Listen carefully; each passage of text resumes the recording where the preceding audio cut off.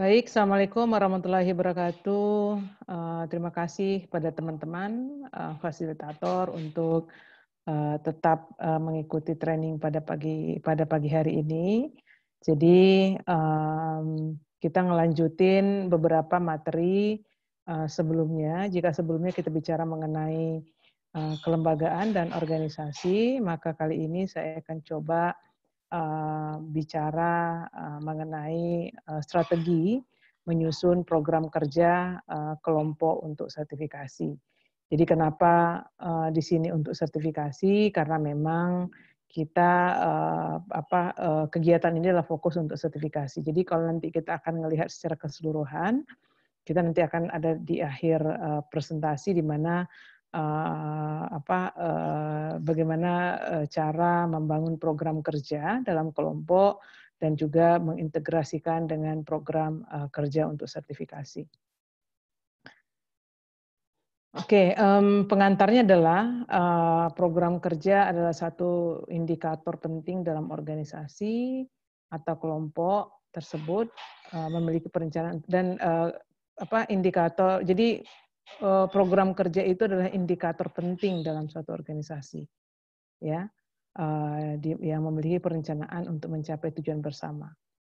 Jadi program kerja itu mungkin bisa juga disebut sebagai perencanaan untuk mencapai tujuan bersama. Misalnya kalau tujuannya adalah untuk sertifikasi, maka bagian-bagian penting yang harus masuk di dalam program kerja adalah strategi bagaimana kemudian mencapai tujuan yaitu sertifikasi. Nah, kalau kemudian dia ingin memiliki tujuan yang lain, maka tentu dia harus berdasarkan pada tujuan tersebut. Program kerja sebagai hasil analisa dari kebutuhan dan masalah bersama. Jadi kalau kita lihat bahwa kalau misalnya petani atau kelompok tersebut kebutuhannya adalah sertifikasi, maka tentu program kerjanya berdasarkan pada analisa tersebut, kebutuhannya dan masalahnya apa, seperti itu. Nah, program kerja sebagai alat untuk melakukan monitoring dan evaluasi. Dia bisa menjadi salah satu tools untuk membantu para pihak atau kemudian internal baik dan juga eksternal untuk melakukan monitoring dan juga evaluasi. Nah, dalam sertifikasi minyak sawit berkelanjutan, tidak hanya RSPO tapi juga ESPO, program kerja menjadi satu kesatuan yang melekat pada sistem kendali internal atau internal control system. Jadi dia menjadi sistem di dalam kelembagaan tersebut. Dan dia menjadi salah satu syarat penting di dalam ICS-nya. Seperti itu. Kita lanjut ya. Apa itu program kerja? Itu sama dengan yang tadi di atas saya sampaikan, bahwa program kerja itu adalah susunan rencana kegiatan ya yang dirancang atas kesepakatan bersama. Jadi program kerja itu tidak boleh kemudian dirancang sendirian oleh oleh pengurus atau kemudian ketua, tapi dia harus dirancang bersama. Ya, jadi dia dirancang bersama-sama baik anggota dan pengurus dan pihak-pihak penting yang ada di dalam kelembagaan. Karena ini kan dianggap bahwa pekerjaan kelompok begitu ya, maka dia harus dirancang secara bersama. Dan program kerja adalah salah satu haluan kerja. Jadi dia seperti seperti haluan, seperti panduan, ya, panduan dalam kelompok atau organisasi. Jadi kalau tidak ada program kerja, maka dapat dikatakan bahwa lembaga itu tidak memiliki tujuan, tidak memiliki haluan seperti itu. Terus kemudian program kerja itu memiliki tujuannya adalah untuk mencapai visi dan misi, menjawab kebutuhan, membantu kelompok bekerja secara terukur dan dapat dievaluasi. Ya, seperti yang saya sampaikan di atas tadi, bahwa program kerja itu adalah untuk mencapai visi dan misinya. Gitu. Jadi kalau kelompok itu memiliki visi dan misi, maka harus memiliki program kerja. Kalau dia memiliki tujuan, maka atau target, maka dia harus memiliki program kerja. Jadi apakah program kerja harus itu hanya dimiliki oleh kelompok? Tidak juga. Jadi program kerja itu bisa dimiliki oleh kelembagaan, ya. Terus di masing-masing struktur atau di masing-masing unit atau di masing-masing individu di dalam kelompok itu juga harus memiliki program kerja. Bahkan sampai kepada individu kelompok. Misalnya saya misalnya sebagai individu itu juga harus memiliki program kerja. Hari ini saya ngapain, besok saya harus ngapain, lusa saya harus ngapain gitu. Nah, itulah program kerja. Jadi rencana-rencana yang kita rencanakan untuk kemudian mencapai tujuan. Seperti misalnya hari ini saya memiliki tujuan ingin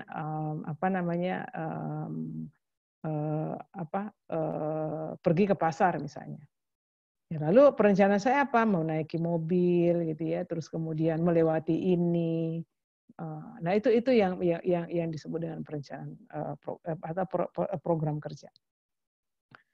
Terus kemudian, nah untuk sertifikasi program kerja adalah rencana kegiatan untuk mencapai sertifikasi dan target untuk berkelanjutan. Apakah, mungkin pertanyaannya adalah, apakah kelompok itu ketika kemudian dia tujuannya tidak hanya sertifikasi lalu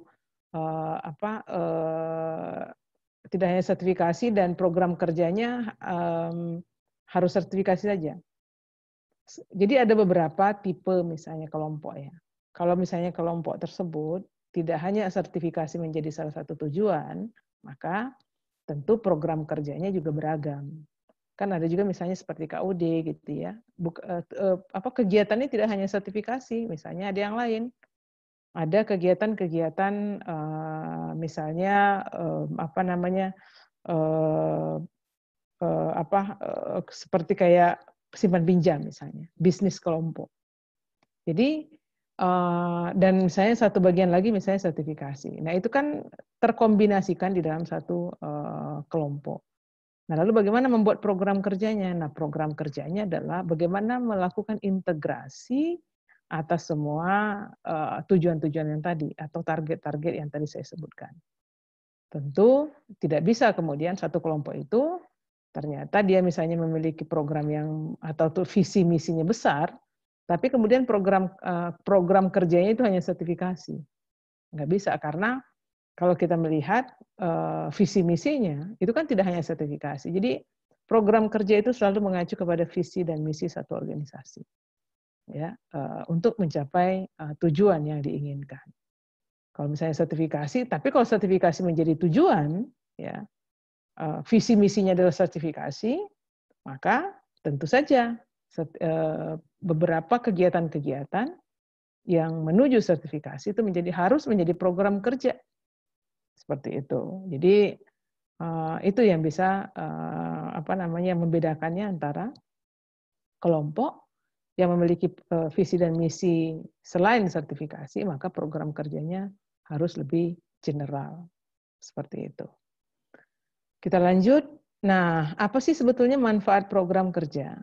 Ya, manfaatnya adalah kebersamaan dan kerjasama. Karena tadi ketika membangun program kerja, harus kemudian juga disepakati oleh semua pihak, harus berdasarkan kebutuhan bersama, harus berdasarkan pada masalah bersama yang diidentifikasi secara bersama. Maka ketika kemudian membangun program kerja, maka tentu program kerja itu adalah untuk mencapai tujuan bersama. Ya, untuk mencapai tujuan bersama, maka dia harus melakukan kerjasama. Ya, jadi itu manfaatnya. Nah, kalau kemudian program kerja tersebut dibuat sendiri oleh ketua tanpa kebersamaan, maka tentu saja itu bukan program kerja, ya. Program kerja tapi mungkin menjadi program kerja dia sendiri, begitu. Terus kemudian tanggung jawab terhadap tupoksi. Jadi ada pembagian tanggung jawab. Jadi kayak misalnya si ketua ngapain untuk menuju tujuan tersebut, terus kemudian unit ini apa yang harus mereka lakukan. Jadi ada pembagian kerja, sharing tanggung jawab, sharing responsibility. Jadi ini sebetulnya manfaat program kerja. Makanya kadang-kadang dalam satu kelompok ketika dia tidak punya program kerja, makanya bingung. Ketuanya mau ngapain, terus kemudian si unitnya mau ngapain, atau kemudian sekretarisnya mau ngapain. Nah, itu yang kemudian yang menjadikan kelompok kadang-kadang tidak tidak terukur dan tidak dapat dinyatakan sebagai kelompok yang sehat, gitu ya. Karena jelas bahwa salah satu indikator penting di dalam keberhasilan satu kelompok mencapai tujuannya adalah adanya program kerja. Terus kemudian performa kelompok. Tentu saja ketika kelompok atau koperasi atau organisasi tersebut memiliki program kerja, maka orang akan bilang, oh iya, kelembagaan tersebut sehat dan memiliki perencanaan, dan kemudian bisa diukur, gitu ya. Jadi apakah program kerja itu sebetulnya yang sudah dirancang oleh kelompok itu memang akan mencapai tujuan atau justru tidak. Jadi dari situ juga bisa terlihat bahwa performa kelompok itu dinilai cukup baik jika kemudian si kelompok itu memiliki program kerja. Nah, dalam sertifikasi program kerja adalah menjadi indikator penting yang disyaratkan dalam persyaratan sistem kendali internal atau internal control system.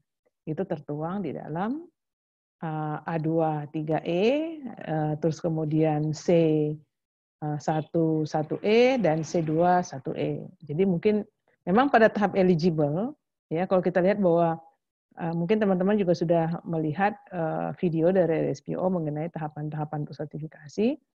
Kalau teman-teman ingat bahwa eligibility itu adalah tahap pertama. Jadi, nah kalau kita lihat di sini bisa terlihat bahwa program kerja itu sudah diminta dalam proses sertifikasi ketika kemudian petani tersebut berada pada tahap awal untuk sertifikasi. Jadi bukan pada tahap selanjutnya. Ya, makanya kemudian itu menjadi indikator penting karena memang dia dimention di dalam eligible atau tahap eligible. Kita lanjut. Nah, ini mungkin yang saya juga mengambil dari standar persyaratan untuk sistem kendali internal atau internal control system. Mari kita lihat. Jadi kalau di A2.3E, SKI memilih atau sistem kendali internal atau internal control system memiliki rencana pelatihan tahunan kelompok, di mana rencana ini mencakup standar pekebun soda RSPO, pengelolaan kelompok termasuk tujuan dan struktur kelompok, serta prosedur dan proses sertifikasi terkait. Gitu ya.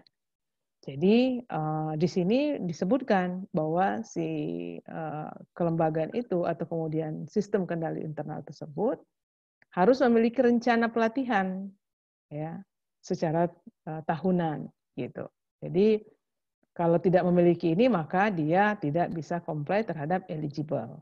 Seperti itu gitu ya. Jadi harus memiliki rencana kerja. Kemudian kita lihat di bagian ke bawah ya, C1, 1E, adanya rencana usaha kelompok tahunan yang mencakup perkiraan produksi dan pendapatan berdasarkan catatan historis dan rencana perluasan.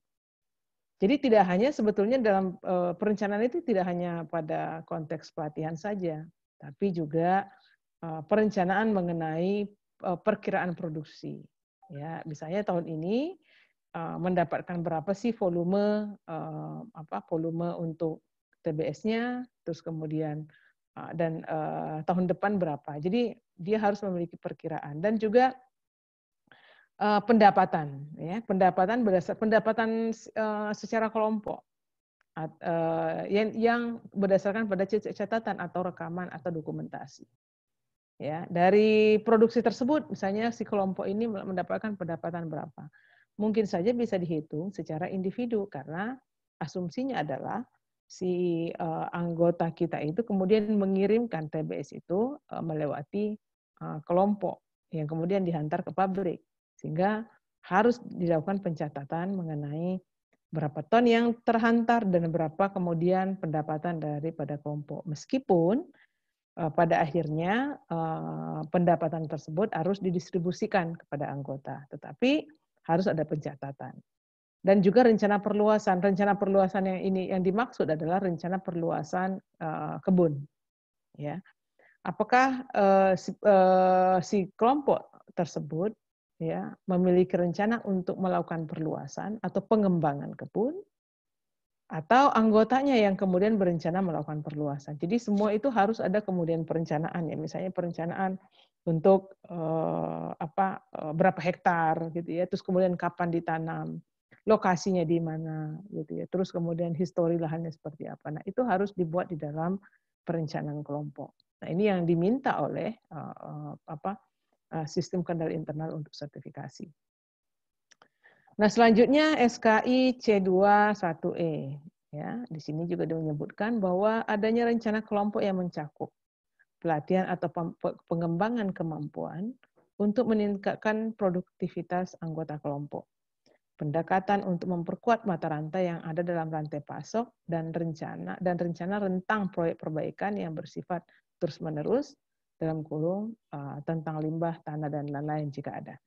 Jadi di sini tidak hanya pelatihan juga, tapi kemudian juga melakukan pengembangan, perencanaan rencana untuk melakukan pengembangan kemampuan anggotanya, begitu ya, untuk meningkatkan produksi. Misalnya petani itu atau kemudian anggota kelompok itu tidak hanya dilatih bagaimana menggunakan pupuk, ya, tapi si kelompok juga harus kemudian melakukan perencanaan atau membuat perencanaan bagaimana mengembangkan pengetahuan mereka di dalam hal mengakses. Ya, jadi kalau kita kasih pelatihan pemupukan, tapi kemudian kita tidak memberi informasi bagaimana cara mengakses pupuk tersebut, maka tidak akan juga efektif. Artinya diberikan pelatihan ya dan mengembangkan kemampuan mereka untuk meningkatkan produktivitas anggota kelompok. Hal yang lain adalah yang juga harus direncanakan dalam konteks ini adalah untuk meningkatkan produksi anggota adalah ketika kemudian anggota si kelompok tersebut diidentifikasi memiliki bibitnya adalah dura mayoritas, maka si grup atau kelompok tersebut harus memiliki rencana bagaimana kemudian di masa yang akan datang itu misalnya proses replanting kah, terus kemudian atau replanting dini agar kemudian melakukan penggantian terhadap sawit yang sudah ditanam, ya itu menjadi perencanaan kelompok.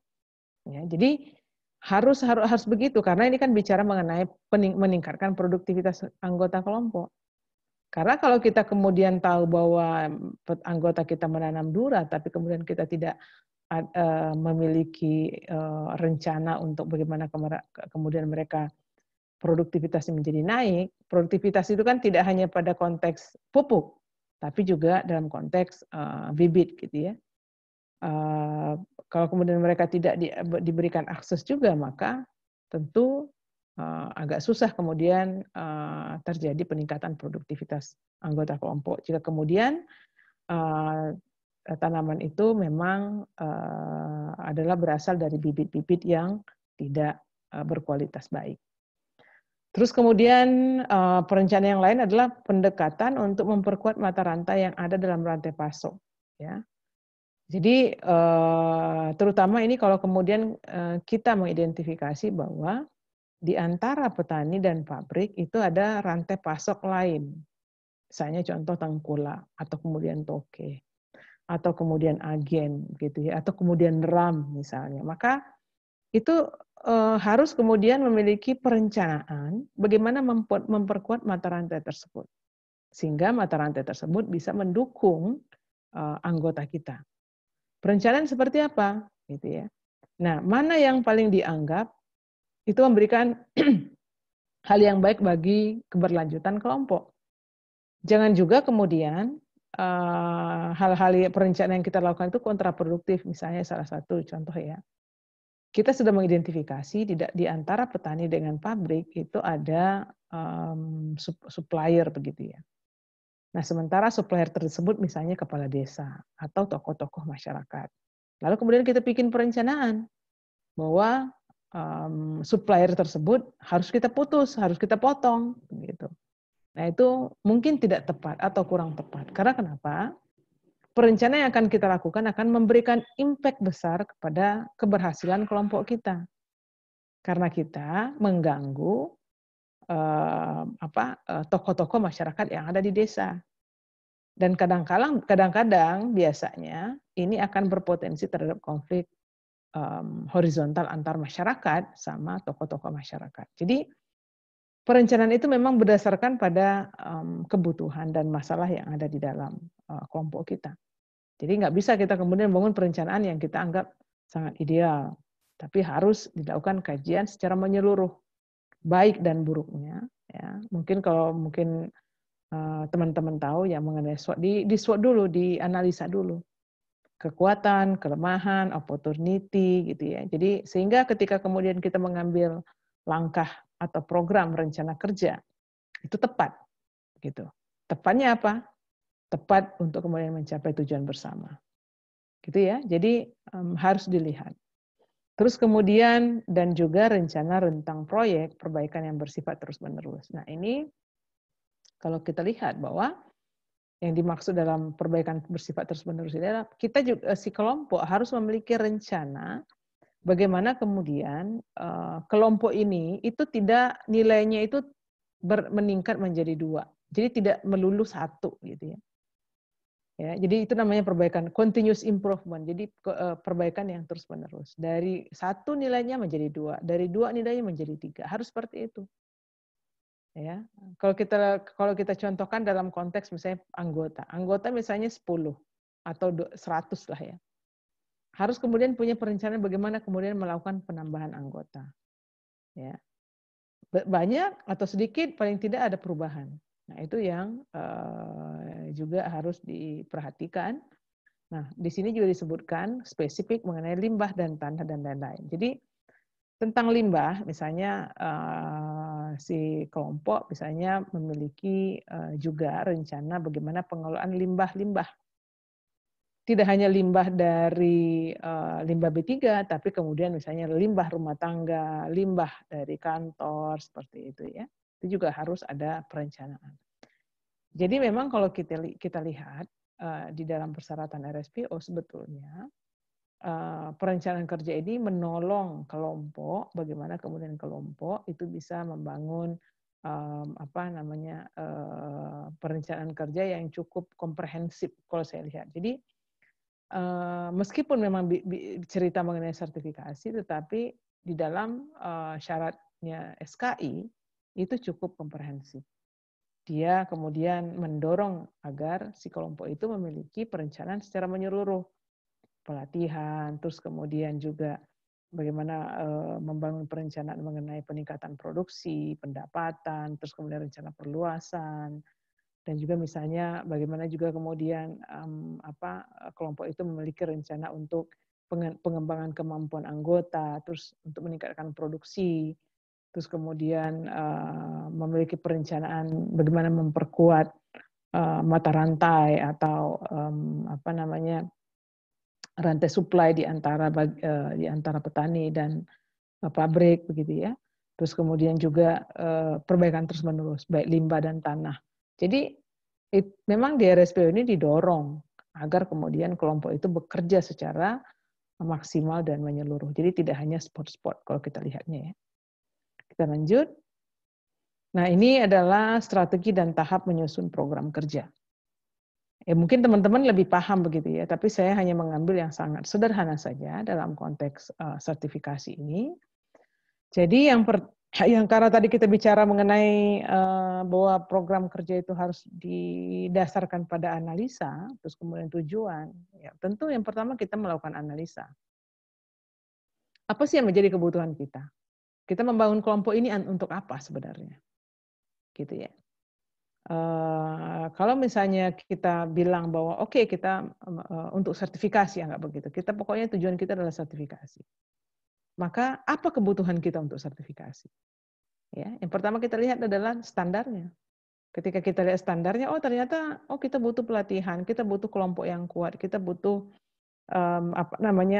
pelatihan mengenai budidaya segala macam. Nah, itu yang harus kita lakukan analisa.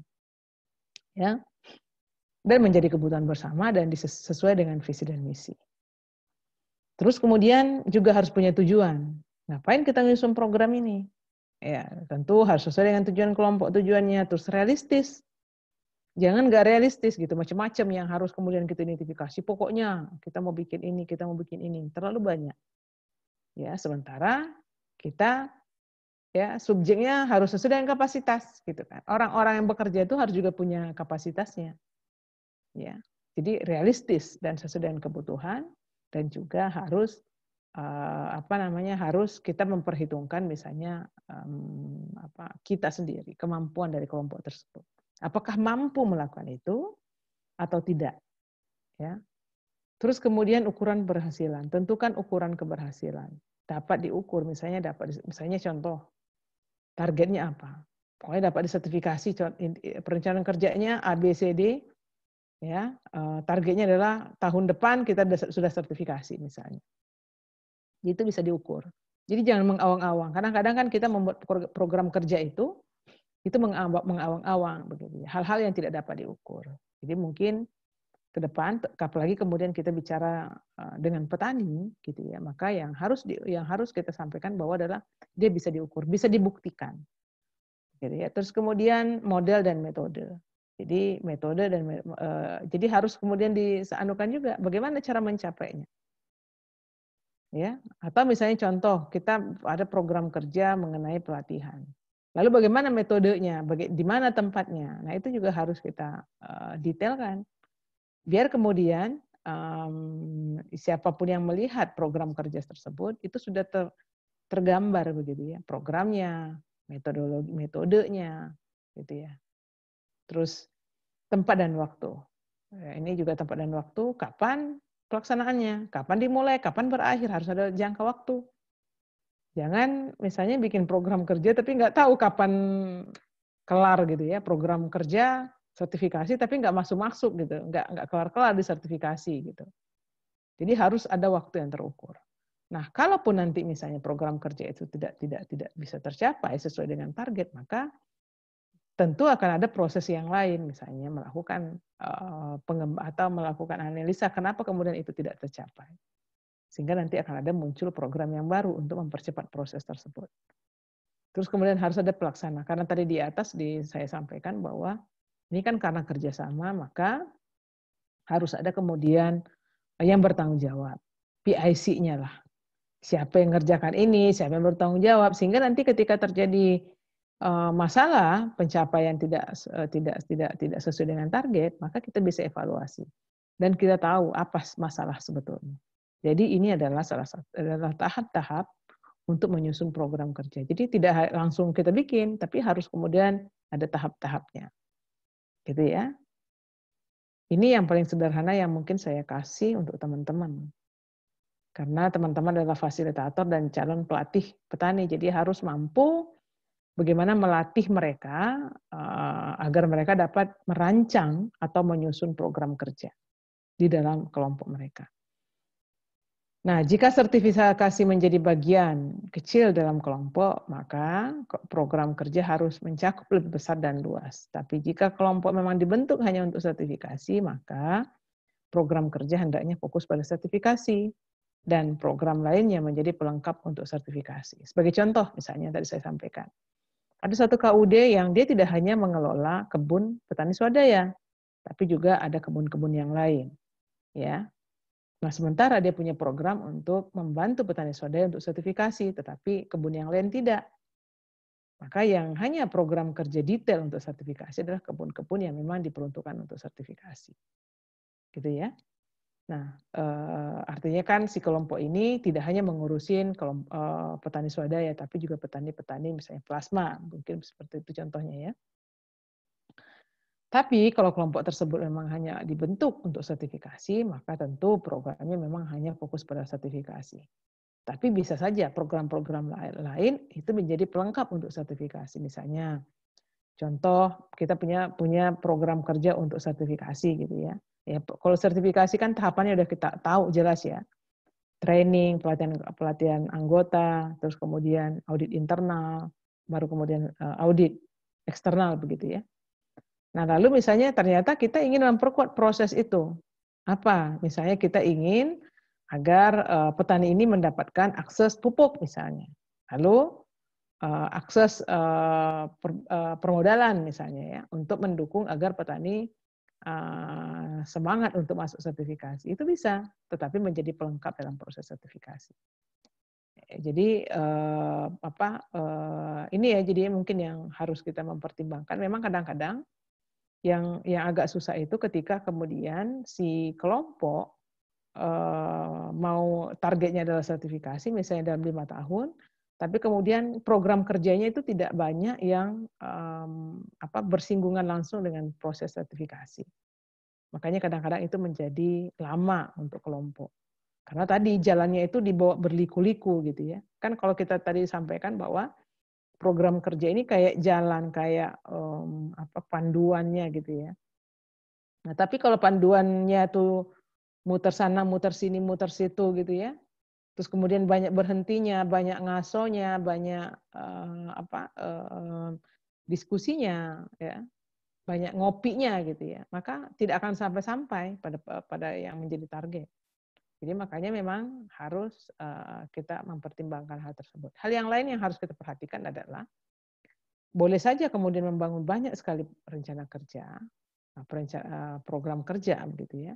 Tapi harus ada kemudian yang dibuat skalanya prioritas. Itu juga salah satu strategi. Skala prioritas dan yang tidak prioritas. Ya prioritas apa? Misalnya kita anggap bahwa 5 tahun kita akan sertifikasi, maka sertifikasi itu menjadi skala prioritas. Ya. Itu jadi harus ada durasinya. Nah, hal-hal itu yang kemudian harus diperhatikan. Gitu, dan harus ada penanggung jawabnya sehingga proses evaluasi dan monitoring itu juga menjadi jelas. Oke, mungkin itu yang untuk materi kita terkait dengan program kerja, bagaimana cara membangun program kerja. Mungkin teman-teman sudah melihat proses dan segala macam. Nah, saya ingin teman-teman itu membuat tugas mandiri di bawah ini dengan cara apa? Nanti teman-teman memilih ya. Pilih yang mana? Apakah yang ini bullet 1, bullet 2 dan bullet 3. Ini kan ada bullet 1, bullet 2 dan bullet 3. Kalau kemudian memungkinkan diskusi kelompok, ya mungkin masing-masing kelompok, mungkin bertiga. Nah, jangan berdua, kalau berdua nanti susah memutuskan. Jadi bertiga. Kalau misalnya ada yang hanya berdua, mungkin bisa gabung, bisa menjadi berlima begitu ya. Dipilih, silakan dipilih. Jadi soal ceritanya, ini adalah soal cerita, kondisi masing-masing kelompok. Terus kemudian berdasarkan cerita ini, teman-teman membuatlah rencana. Apa kira-kira yang paling baik untuk KOD Maju Jaya, ya, yang targetnya adalah untuk sertifikasi di 2021. Ya, terus kemudian apa yang terbaik buat kelompok tani Brondolan, ya, yang juga yang target cepatnya adalah mengurus STDB. Dan ada apa juga yang perencanaan terbaik untuk Asosiasi Koperasi Indonesia yang dia rencana masuk pada sertifikasi tahap eligible. Silakan teman-teman memilih ya, dan kemudian rencana tersebut silakan dipresentasikan. Jadi nanti teman-teman presentasi bisa jika kita nanti tidak bisa berjumpa di dalam Zoom lagi, mungkin teman-teman bisa membuatkan video. Ya, teman-teman membuat video terus kemudian mempresentasikannya dan mengirimkan ke Google Classroom mungkin, atau bisa mengirimkan ke saya. Nanti kita akan lihat bagaimana teman-teman membuat presentasi. Itu satu. Yang kedua, program rencana kerjanya itu mungkin bisa di-submit di Google Classroom, dan nanti saya akan cek. Jadi ada dua, membuatkan video dan kemudian membuat rencananya. Jadi videonya itu adalah presentasi. Rencananya itu adalah bentuknya soft copy.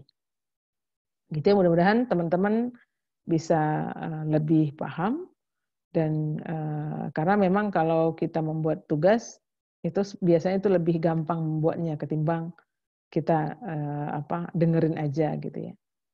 Mungkin itu dari saya teman-teman, nanti kita jumpa di dalam sesi online. Nanti online kita akan diskusi apa saja teman-teman yang kurang paham. Kita akan lebih detail membahas di sesi online, dan juga nanti mudah-mudahan kalau sempat kita bisa tadi yang saya sampaikan, video teman-teman bisa presentasi menggunakan video atau bisa langsung. Itu saja mungkin teman-teman dari saya. Wassalamualaikum warahmatullahi wabarakatuh.